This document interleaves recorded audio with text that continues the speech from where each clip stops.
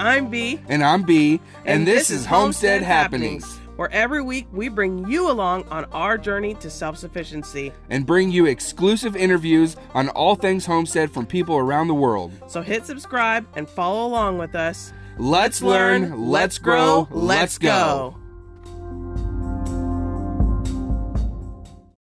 I'm V. And I'm B. And today we have a very special episode of Homestead Happenings for you today. It's the very first day of interviews. How excited are you for this? I'm really excited. I've been waiting and waiting and waiting.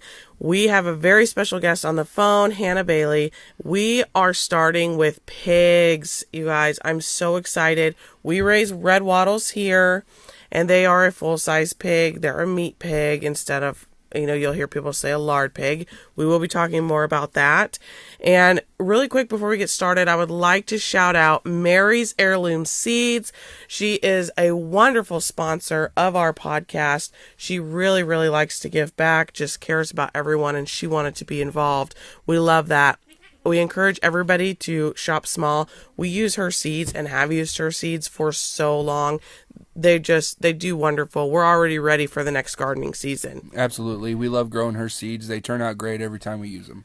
Yes, I love that we've had pretty much 100% success rate on all of the seeds we've started. So I'm so excited for that. But we will get into more gardening topics as we move through this series. But Mary's has decided that she would come on, and not only is she going to be doing an interview, but she's sponsoring the whole podcast. Huge shout out to her. Now, let me introduce Hannah Bailey. She's going to come on, and she's going to take away the show. So, Hannah, are you ready? I'm so ready. So tell us about you. Tell us about your homestead. So it kind of just landed in our lap. My husband was coming out of a deployment, and we just figured, okay, COVID lockdowns are lifting and it's time to buy. And so we found this diamond in the rough, literally, and it came with a starter pack of pigs. It came with a couple of goats, with chickens, ducks. It turned into donkeys, horses. We have guinea fowl now, a peacock named Marvin. We've had a snake at one point that my girls brought in. They think that they can raise frogs, all the things. So we have turkeys. You might hear them. They've just gobbled. And I raised 2 girls. We homeschool right now. We're about to expand our family, hopefully, God willing. And we just really dove in and kind of DIY absolutely everything and find out, through trial and error. And I think that's the only way that you can really learn how to homestead. People can give you all of the advice, and so you know what to expect. But until you get down knee deep in literal cow gunk, you're not going to know. No, I don't think there's another way to do it besides just diving right in. I think when we first started, we researched to death. I mean, we were doing things in town, but we just researched. And I tell you what, the research has come in handy. That's been great. But there is nothing to prepare you still, no matter what you do for the first time, especially for first births. Oh, yeah. So I think we'll just kick off with, what breed of pig do you raise, and why'd you choose that breed? For us, we have red wattles. We ended up choosing them because they were known to be fairly docile, good moms, hardy. Us being off-grid, supplementing heat and doing all those things was something we weren't really interested in. And we heard about their delicious marbled meat that was like steak from the beef, and so we wanted to try that. So what about you? So, like I said earlier in the intro, we came into this farm. The previous owners left behind basically every livestock animal that they had, including a dog. And we were like, okay, this is something that we might be interested in. Let's see how it goes. So we raised coonies. There was also a potbelly male that we had to move on to another farm. He was getting bullied as we continued to bring in more males. We also got into American guinea hog to mix the breed of cooney in so that the grow out process was a little bit expedited. We love absolutely all of them. The Julianas as well, they're very similar to coonies. They are just a little bit bigger. They're more stout sometimes. But what we found is they don't root.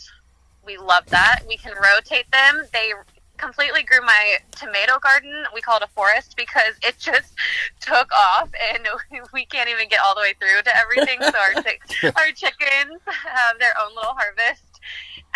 They're just so friendly and easy. They're tiny, and when I say tiny, I mean like lower than 350 pounds. So that's tiny in pig, the pig world. Yeah. Yeah, ours will, when they're growing out, our born sow, you're 6 to 750 pounds. So that's significantly different, especially for people who are young or small or single moms, or that's a lot to handle. For sure. Absolutely. We wanted something that could come up like a dog, that we wouldn't have to worry about being eaten by. Right. So why do you guys raise pigs? Like, why do you primarily focus on pigs?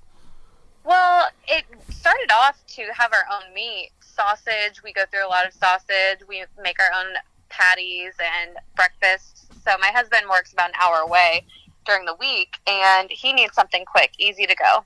And obviously with coonies, there is more lard to them, more fat. It's thicker. Sometimes it'll marbleize. Predominantly we stick to just cooking them for the fat and having a thicker, richer sausage.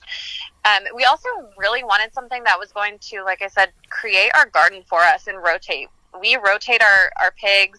We reduce food waste. Something we do that I didn't mention earlier was we help a few pantries and churches with reducing food waste so that they don't have to take their excess produce and put it in the dump whenever they're done. I mean, it's wild what the stores out here, when I say out here, they're still an hour away from us, what they waste and throw out because it, quote unquote, expires or isn't pretty enough to be on display. And so we feed our pigs fairly well. Like, their grain is almost supplemental.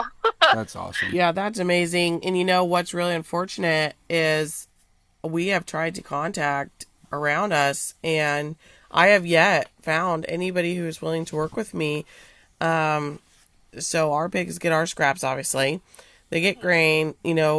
We're forested property. So they're in pens and they do rotate, but it's not like the standard pop-up electric and they're moving constantly.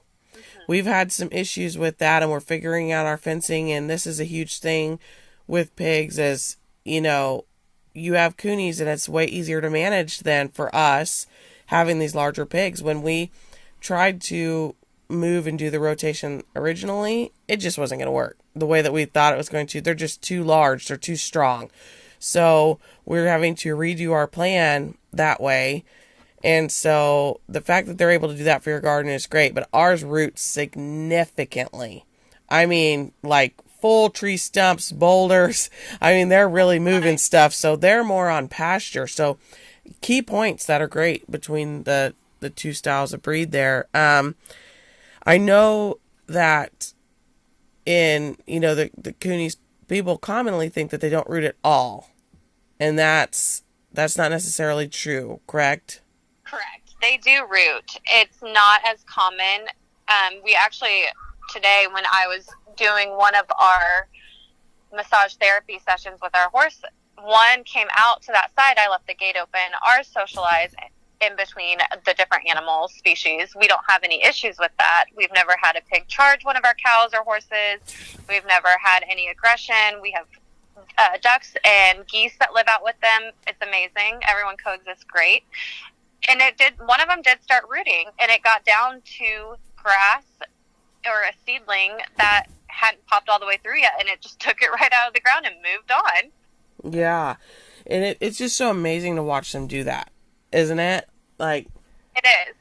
I think, they're able to graze and rotate on your farm. You're bringing in produce, and you said grain is pretty much supplemental. So I guess, what grain are you feeding, and how much of that are you even having to feed?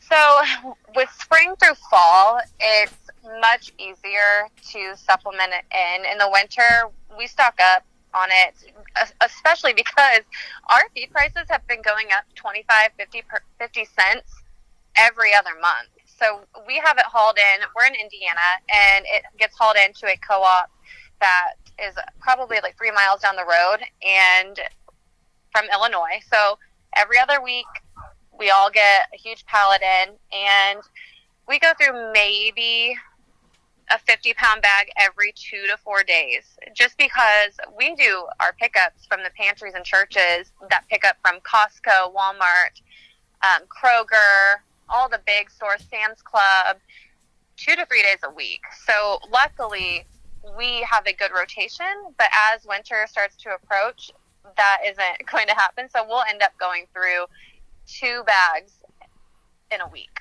So every 3 to 4 days. So 100 pounds. Do you have any suggestions or tips on how can people approach these stores to get them on board with giving their produce for your pigs?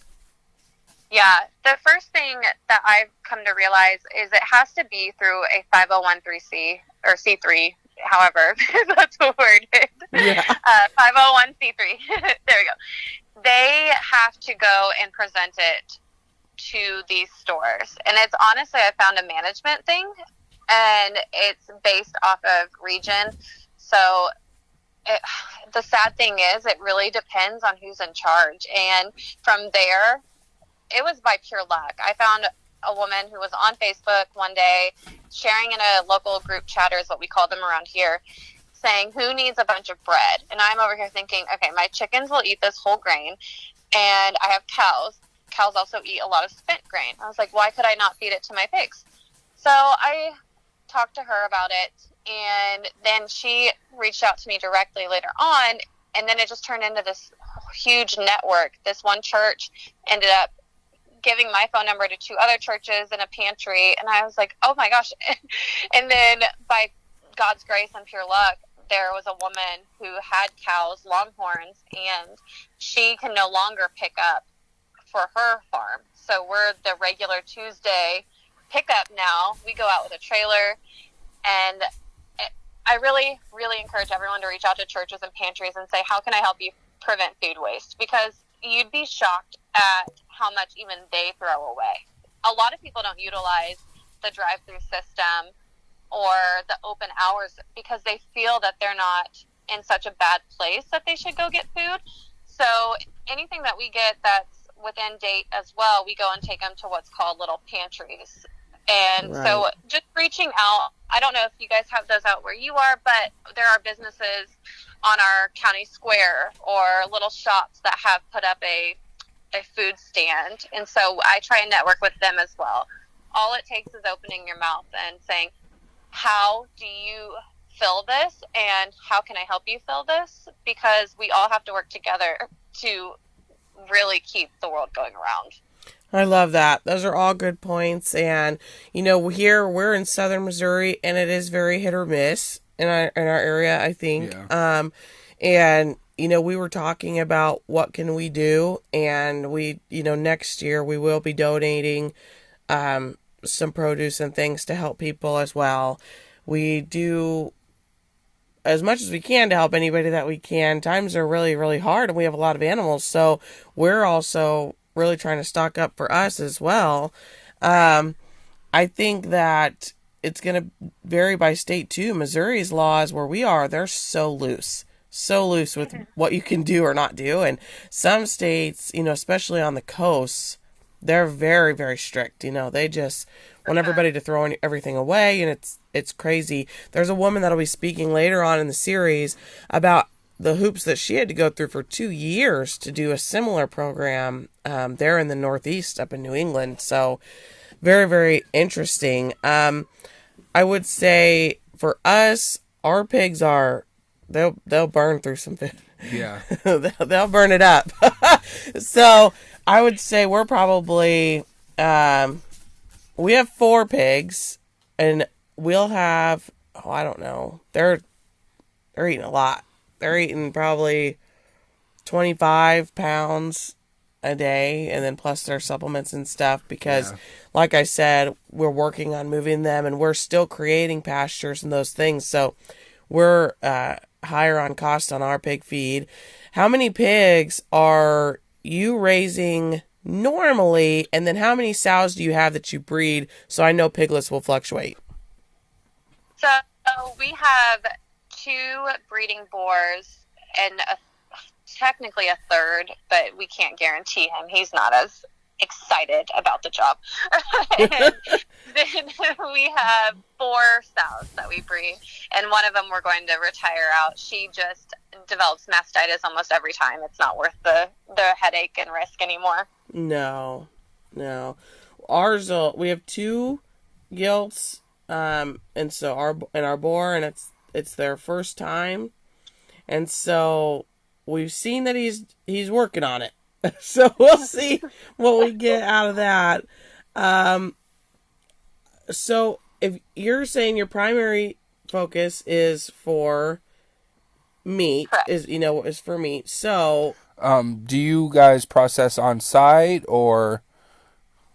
We have, if it's a barter or trade, so there's a lot of bartering and trading out where we are, but we also have 2 butchers that we directly work with as well if someone wants special cuts. We can do primal cuts without any issue. We have butchered our own for ourselves.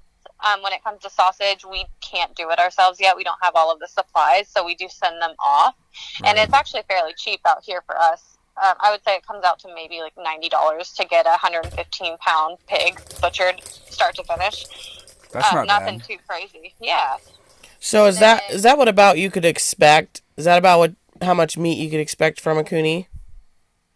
So this one was an American guinea hog. With our Cooney, he filled the freezer. So with primal cuts, and then we just threw him on the grill. But right. He got, I want to say we probably got, without the bone we took off, he was full grown at 300, 350, maybe 175 pounds. I would say half. That's pretty good. That's good. Yeah. So in regards to the processing, do you guys sell pork or live pigs, or how do you guys go about that? We stick to live.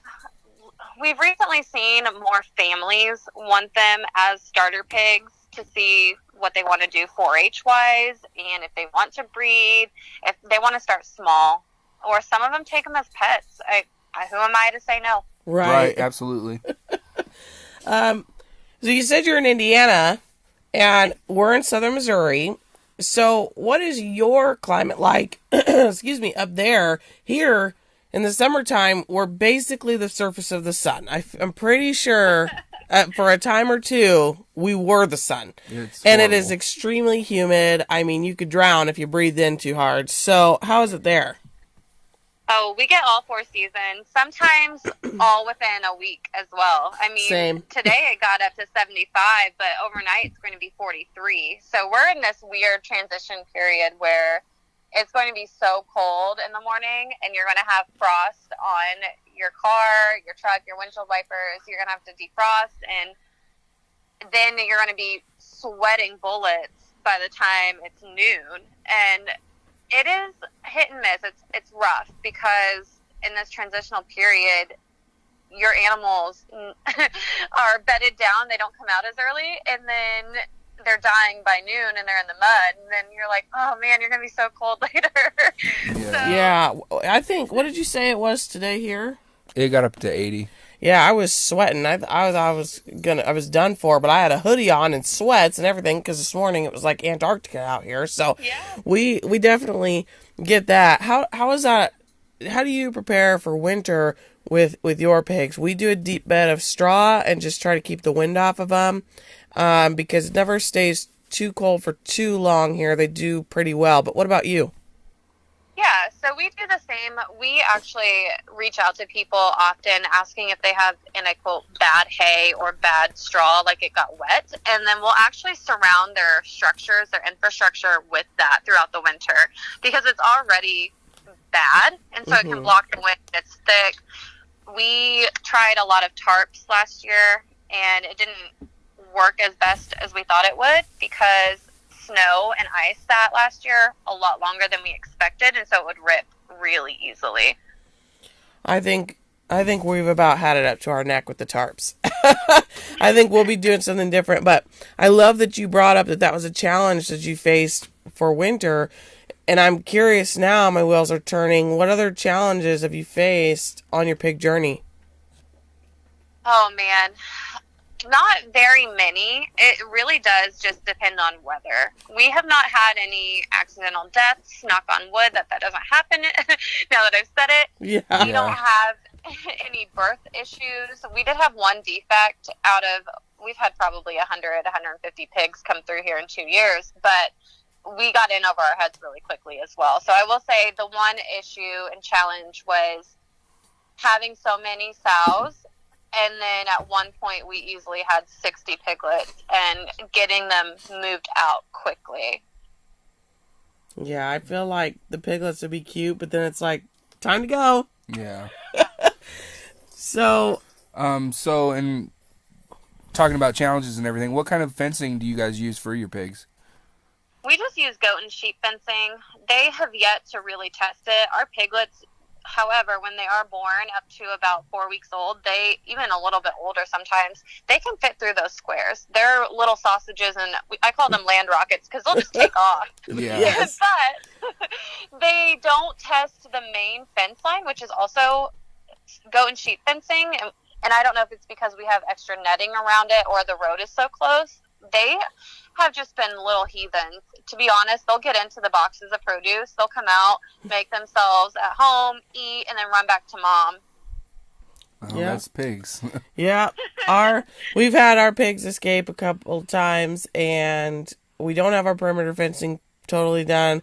Lord willing, if God wills it, it will be done before spring. But it wasn't, and so, oh man, when they tore into the trash, they rooted up my garden. They and it was in the walkways, so it was like you'd think it would be a good thing, and I was super excited, but then I realized they stirred up all that seed, and so then the walkways that they rooted have like pasture grass, and then they went over to the neighbors because they learned he has a pond, and so they tried to go get into his fishing pond, and I'm just like, guys, come on now. But now they're older and stuff, but we've got them in a double fence. They're in cattle panel and welded wire, and so Seems to be working now. it seems to be working now. Now, knock on wood for us too. Is there a reason that you chose not to do the hot wire?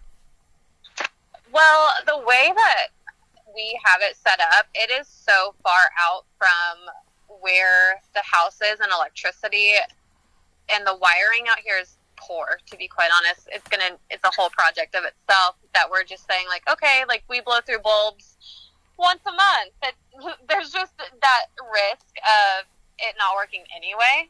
So we do have a donkey out by them. He keeps them in line for the most part. We haven't had any issues. We have a few livestock guard dogs that, as well, there are times that they just turn the other cheek and let them do their thing, but we just haven't had really any issues with it becoming them getting into things that they shouldn't be getting into.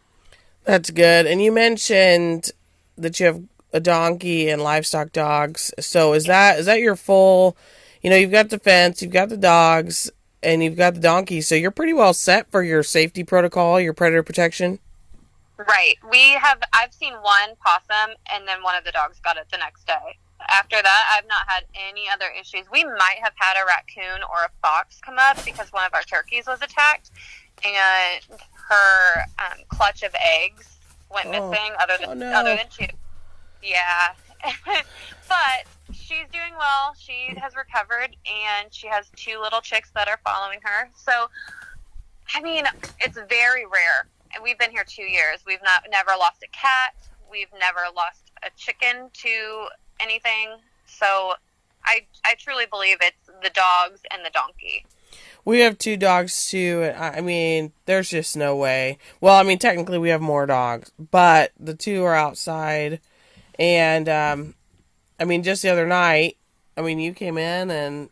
Yeah, I came in to let you know, and something was trying to get into the rabbit hutch over there, and the dogs like lost it and took off and ran it off. So, And that was just, I know a lot of people have donkeys, and I think we'll get a pair of mini donkeys for our own personal endeavors. well, but I want donkeys, so I know.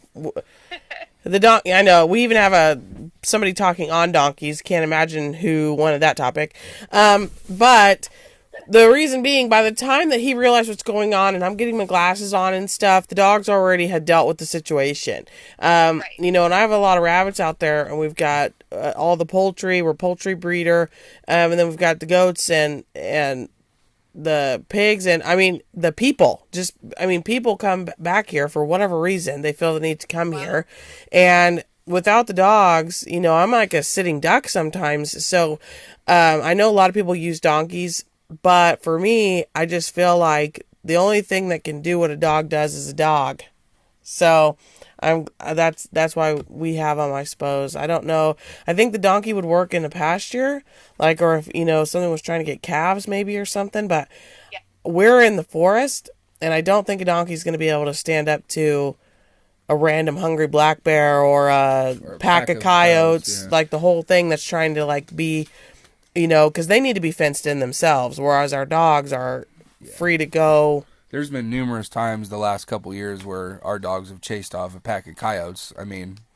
Yeah, and I think that the coyotes get bold. We're talking like 10 feet from the front door, and and without the dogs, it's just there's no way we can actually be out there dispatching every single one on our own because we're not home, and a donkey wouldn't be able to free range. So I love that you mixed different styles. I think too many times people always want one or the other, and I think that they pull their own weight.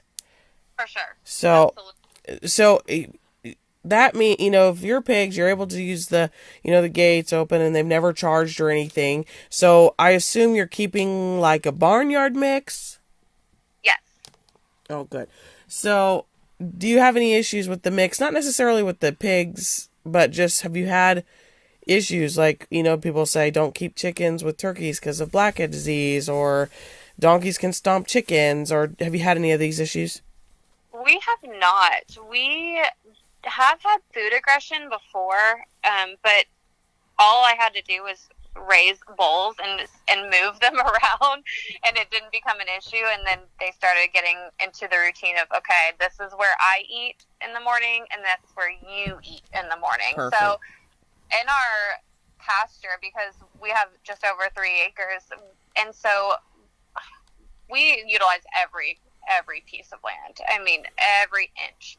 So we have this one corner that is fairly sectioned off with hog panels or cattle panels, and the pigs can get in. We intended for it to be, their own little pens and have their own housing, and we just never got around to finishing it. So we have a section that's open within that corner, and it's closed off, so the horses can't get into it. The donkey, he's back on his own pasture, so even though the pigs can get into him, he can't get in with them. He can just guard them. He is sectioned off in his own area, but they come up and they eat, and the ducks don't have issues. They don't come up. The geese don't come in with them. The pigs just eat in one area, and then they move on. That's nice. And you mentioned that housing area. I think we all have 900 things that we were going to do. We didn't quite get done. What did you settle on for your housing style? We actually tried to do pallet house, and that was fine until they got bigger. They've destroyed it 900 times, and now we're switching over to like a hoop coop style. What about you? So God bless them, the original owner, they put in a cute lean-to. It would be great. However, if it wasn't facing northwest, catching all of the weather. Oh my goodness, yes. A for effort, just poor execution. So we had a shipping container my father-in-law had from a business he ran, and he brought it out, and we actually set it somewhat in front of this lean-to, And so now it blocks the weather, and they can go in and back and forth. And there's one door/wall that kind of separates it, but they can go underneath if need be to get out of it. And they have one exit, essentially. So they have a shipping container. They're lean-to. We have multiple little pig igloos, so dog igloos out there as well, just for shade in the spring through fall. And then, but they all cuddle together. So you'll see them in the winter come out. And the biggest one, his name's Reggie. He comes bolting out and plows the snow for everyone and everything else behind him. That's cool. Our big one's name is Reuben. Aww. And yes, Reuben is going to be a Reuben. But he is in December. But yeah, him and Miss Piggy. We have Kermit, Miss Piggy, Babe, and Reuben. So sweet. Yes, so we're big name people. So I love to hear Reggie. Yeah, I like that name. So I think, do you think, I guess, double-edged question. Okay. Do you think you're going to add any more breeds? And when do you think you would add more, if you were going to, or why would you not? So I feel that we will add probably Julianas, just because they are very similar to Coonies. They are just as docile. They're just a little more stocky and longer snouts. They also can throw the double wattles. So I'm not 100% sure when or if. I think as we go through another litter and decide, okay, who are we going to send off and dispatch? Who are we going to keep? Who are we going to put up and list as this is a great starter boar? Things like that. We really, really love the American Guinea Hog grow out cycle. They stay just as small, but they grow out quicker. And so what is really the grow out hard on to them? We sent the one, he was not even a year old. He was around a year, maybe 115 pounds, and she got 60 pounds of sausage off of him. I mean, we're looking at just about, oh, go ahead. Go ahead. We're looking at just about 50% yield. So that, he was full American Guinea Hog though. So I'm thinking if we throw him in with a Coonie or a Juliana, it's going to be between the 50 and 70% range of meat if we did just sausage, because you can throw in all kinds of other things and not have specialty cuts. Do you raise registered?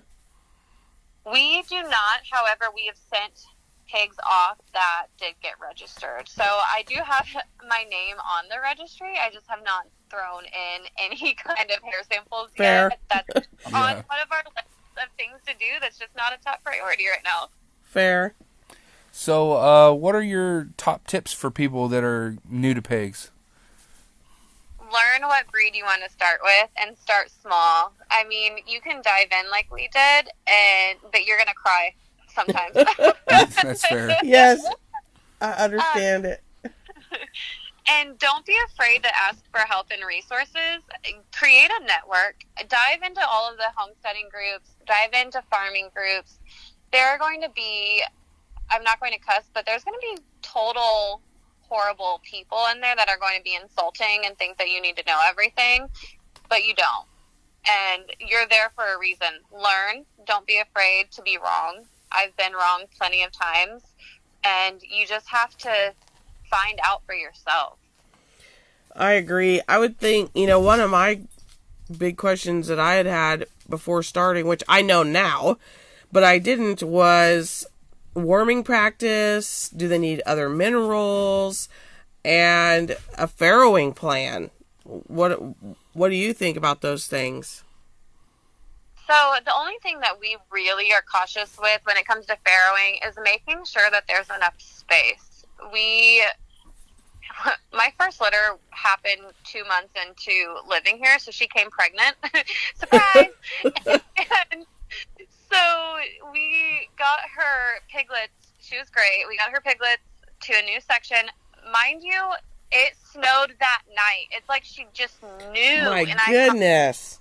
Why? Of all times, you couldn't have held them in for 3 days. I mean, and Like- so I moved the piglets And she took off into our woods. And she was like, yeah, no, I don't want them right now. Like, I'm going to go mind my business. That was enough. And so for half the day, I had to bribe her in. I'm like, your babies need you.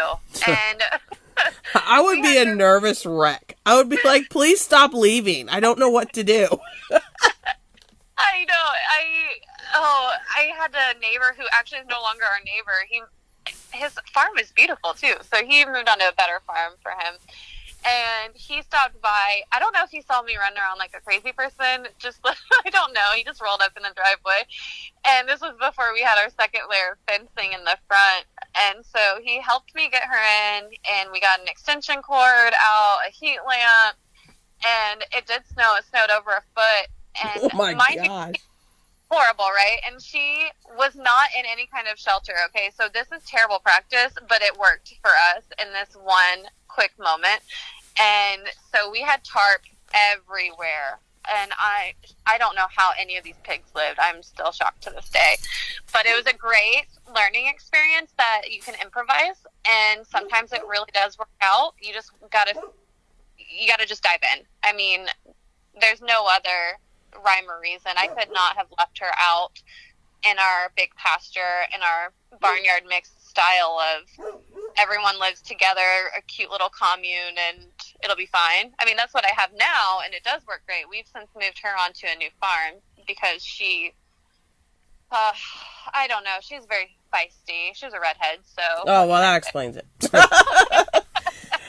Our farrowing plan, we're going to leave them in, we're not going to put them in like a small farrowing situation. We're just going to put them into a different pen.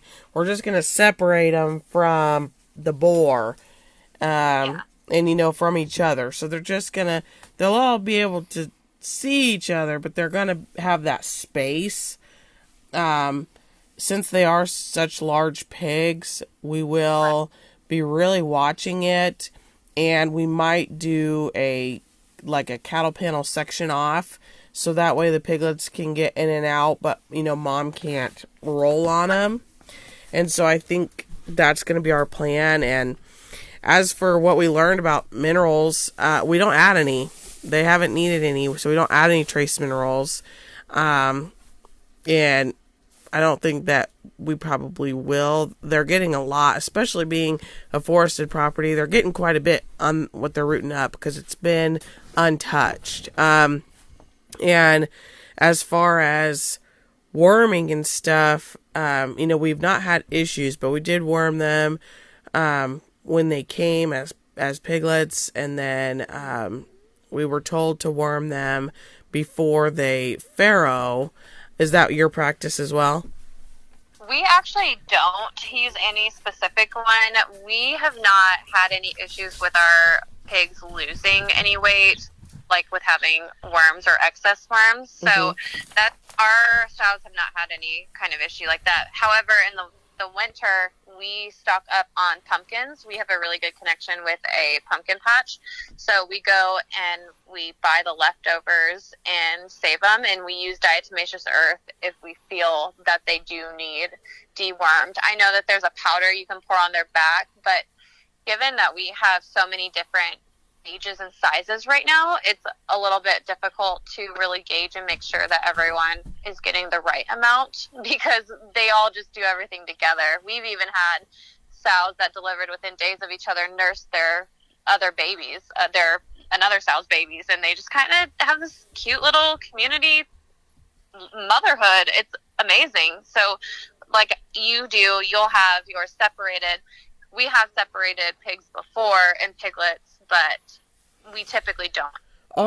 Our girls, just judging by our pig's personality, I think they're gonna want to be alone. They're real sassy when they get into a mood, not with us, but they will sass pot each other significantly if needed. And because they are so big, it's just not worth it to us to have possible harm. That being said, this is a good time to point out the significant difference between coonies and American guinea hogs or your full-size hogs. we have to look at it as like, oh man, this is hundreds of pounds. This is, full grown, when you're talking something 600 pounds, that's nothing to play with, Right. And so if they get frustrated or they get upset, so we always, even though they're not aggressive, we always try to act as if it could change at any moment because they are so large. Um, that being said, we love pigs. They're a little bit frustrating sometimes, like you said, but they're fairly easy keepers. I mean, as long as they have food and they got themselves some water, they keep cool since they don't sweat. For those of you that don't know, pigs do not sweat.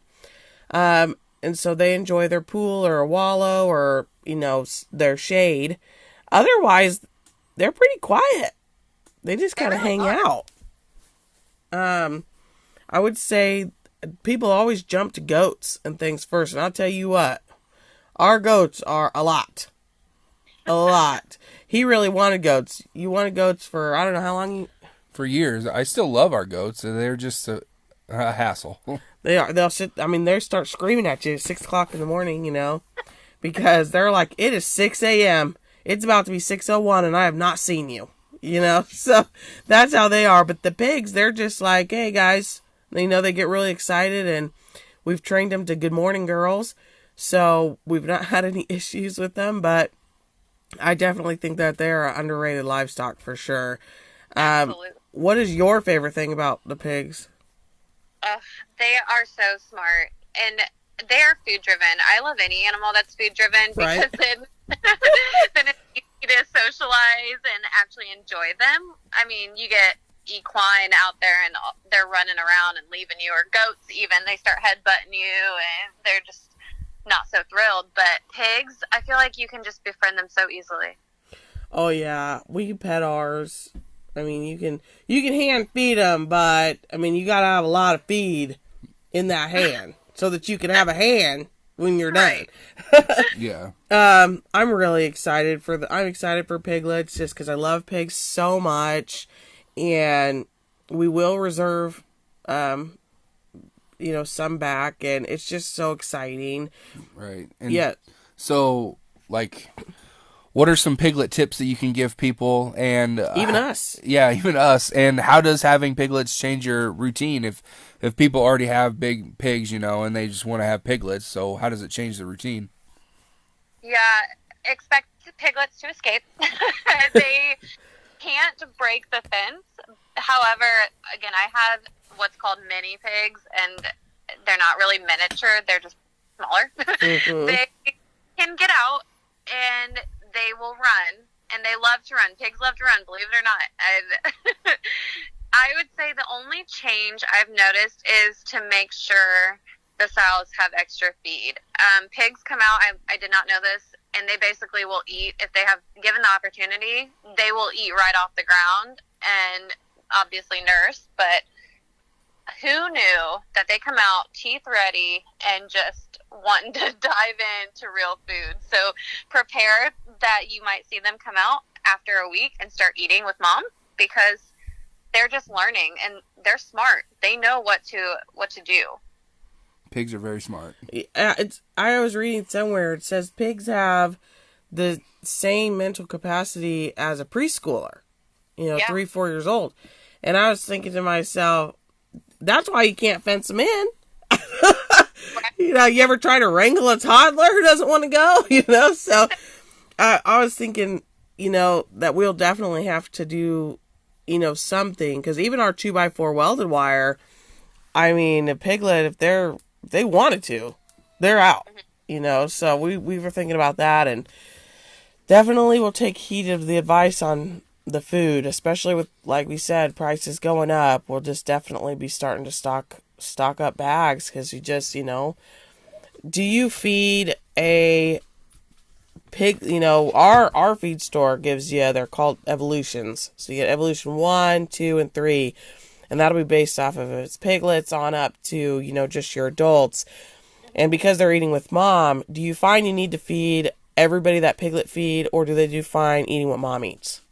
They do fine with what mom has. So I feed a sow complete as if she's nursing. I do this all year round, just because the likelihood we do have piglets every 3 to 4 months. So I say we have like 3 to 4 litters now. I mean, whether probably twice a year. So anywhere between 6 and 8 a year right now.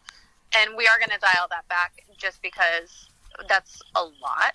That's a lot of pigs. You should have seen his face when you said that. He was looking at me like, don't get any ideas when we're not doing it. It is very easy to have a lot of piglets. So we've had pigs. We've had one litter be just 4, and she did great.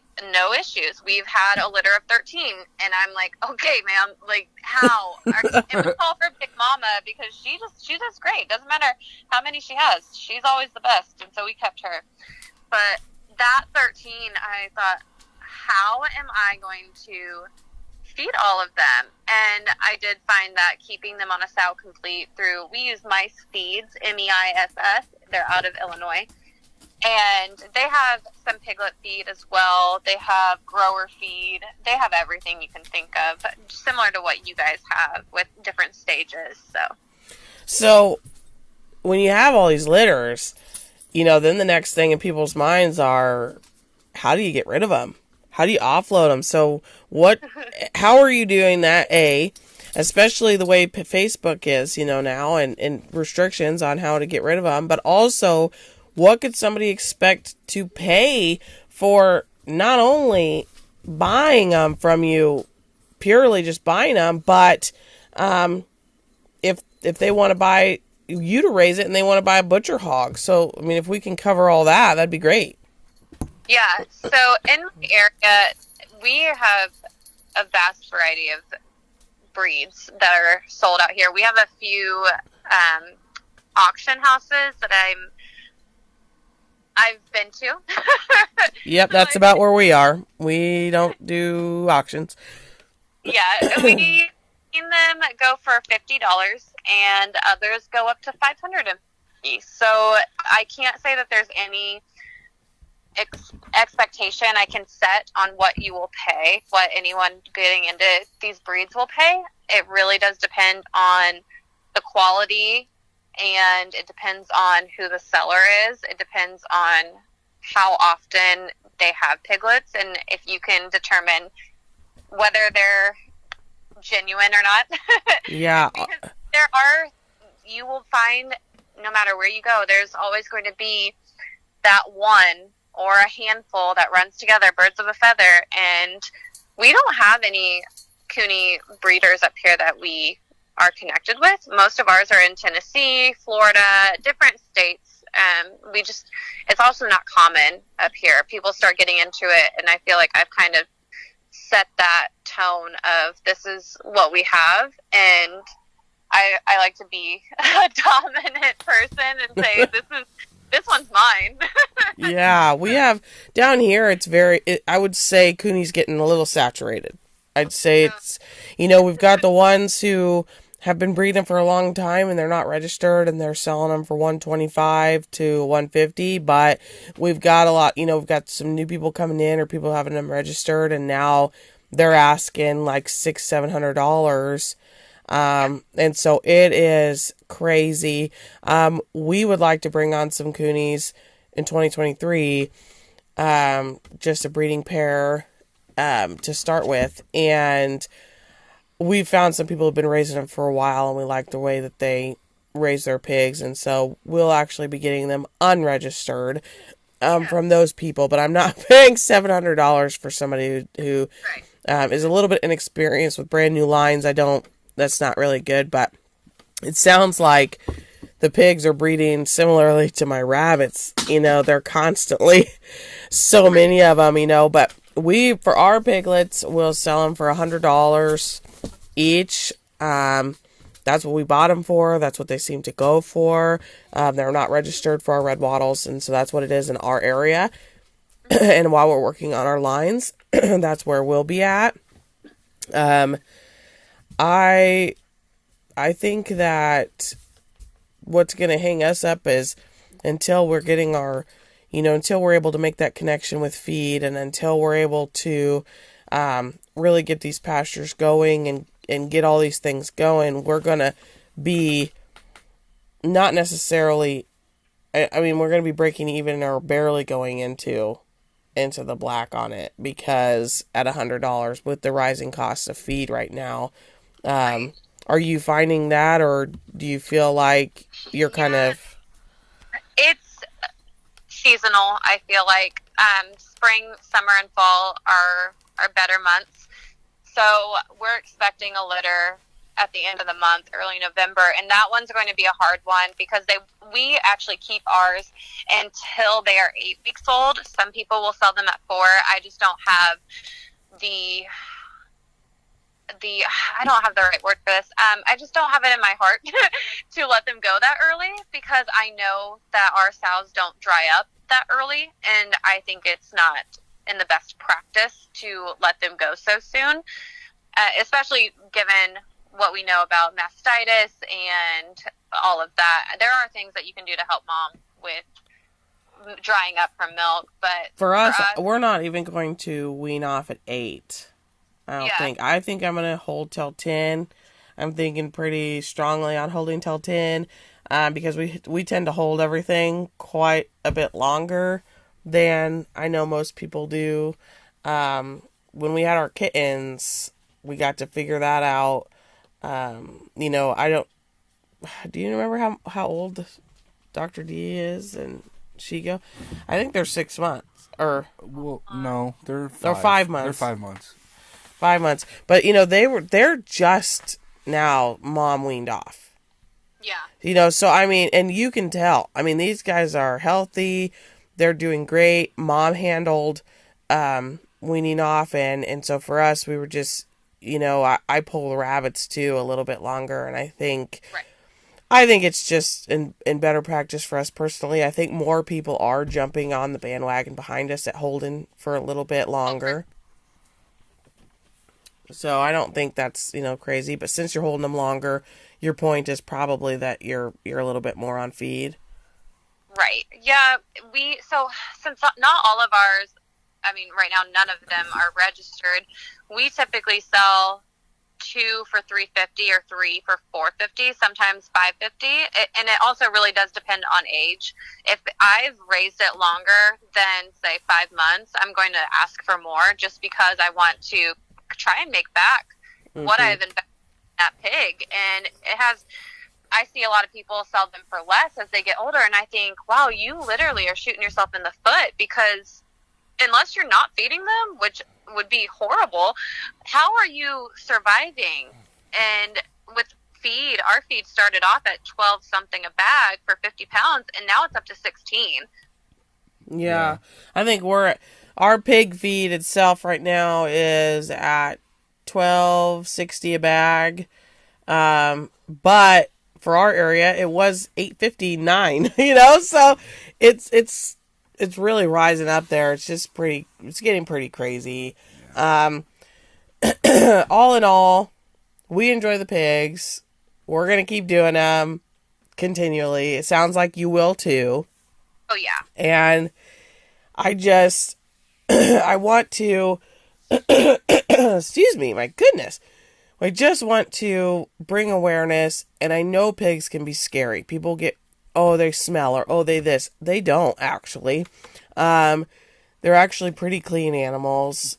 The feed shouldn't scare people away. I think you've given awesome tips. You can do pasture, you can do forage, you can supplement with grain, you can reach out to people, or maybe your family lives in town and you can all go together on, keeping food scraps and compost. Yeah. And we're going to grow a lot of extra, and then that will be for, the pigs and the chickens and stuff. And we actually plant a chicken garden, and we're planting a rabbit garden, and so there's tons of ways to do this, and so I think they're a great option.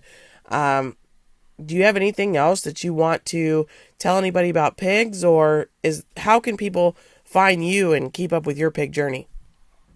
So I'm on Facebook under Hannah's Homestead, and you will find my name as well, Hannah Bailey. I am constantly posting publicly and tagging the homestead, and I also am on YouTube under Hannah's Homestead. I just share a lot of everything that is separate from pigs onto the YouTube, just little wholesome clips, because there's just so much negativity in the world. And really, I try to be a resource for everyone, explaining how, you know, you can network with different grocery stores or even restaurants. That was a really good idea, like you said, with family members.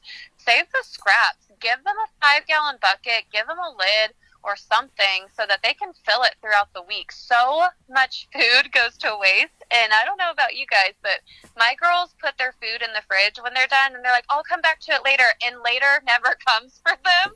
Yeah, So, that's me. My husband's over here shaking his head because that's literally me. I mean well, but I have pigs, so I feel like I'm just planning ahead. exactly. And I live by the motto, waste not, want not. So if you literally type in my name, Hannah Bailey, waste not, want not, you'll find so many posts about me upcycling, recycling, and just sharing different resources, because it's not just restricted to Indiana or Missouri or wherever. You can generally find something where you are locally. Anyone who's listening, and I can connect anyone to just about anywhere. Yes. That's all I want. We have a ton of resources as well. So even if you don't want to raise coonies, American guinea hogs, red wattles, whatever, we can help you find your pigs. We can help you figure out, you know, if they have good body condition, or the questions to ask when you're trying to get them, or actually, we even know people personally who do transport. So if you live in Indiana and you need a pig from Missouri, you know, there's all kinds of things, and we transport our pigs if people buy from us. Do you offer that for yours? We do. We do a small transport fee. It really also depends on gas prices. We stay under $200, though, depending on where the location is. So we went down to Tennessee, and we just charged $150. It was a one-way thing. I mean, and gas trucks. We don't have small vehicles. Right. Oh yeah, when we take our Tahoe, just turning it on uses a quarter of a tank, it feels like. So I think we'll be checking you out for sure on all of your social media. I also want to know, this has nothing to do with pigs, but because we're at the end, how is having a peacock? He is so funny. He actually has calmed down a lot since he just lost his seasonal feathers. Or he's like 2 years old. I don't even know. They shed, I guess. And we've used feathers as reflectors. So we have them up on our fence posts because we've had so many wrecks. We're at the top of an S-curve and ravine. And so Marvin has been very useful. He is amazing. He loves to sit on the roof. He doesn't scream as often as I thought he would. And he's very antisocial, but I think that just is the way that they are in general. We don't have a hen for him. We probably should. But he loves to hang out with our guinea fowl and our turkeys. So. I love peacocks. I know. I can't wait to get peacocks. However, I'm going to have to say that there's a lot of people I follow on Instagram that have peacocks, and I found a lady in Texas, and she has colors of peacocks that I have never even heard of in my life. I found the lady on Etsy and in a hatching egg group, and she's got, they're called eyed because I guess when their feathers fan out, those little colored spots that look like eyes, she's got the peacocks that are white, but then their eyes are like a different color. I think it was like red or purple or something. It was very, very cool. So I'm going to have to advocate that Marvin gets a hen or 4. Yeah. So, but we really, really, really just want to thank you for taking this time to talk to us, to be a part of this, to be the guinea pig that was going to be the first interview. You've been amazing to talk with. Absolutely. It's been awesome. I'm looking forward to doing everyone's. And just as a reminder, next week we will have Kimberly on, and she's going to be discussing strawberry farming. Her husband and her have opened up a literal strawberry farm. I mean, there's tons and tons and tons of plants that she's going to be doing. And I know for us personally, we want to plant a lot of strawberries as our ground cover in the food forest. I know everybody's first fruit that they want to do is strawberries and having it be successful. So what better way than to learn from a full strawberry farmer? So stay tuned for that. We'll be here every Tuesday doing interviews. Bonus episodes will be coming. And once we get through these holidays, we're going to be hitting December and we're going to be going to 10 plus episodes per month. So you're definitely going to want to listen in. So hit follow, hit subscribe wherever you're listening to us now. Be sure to tell your friends so that they can tune in. It really helps us. As a reminder, start your shopping with Mary's Heirloom Seeds when you are shopping for your seeds. If you follow us on our social media, Dreamweavers Homestead, you will find our affiliate link. You can start your shopping there. On that note, Hannah's going to join us at the end of this. Let's learn. Let's grow. Let's go. Thank you, everyone. Thank you.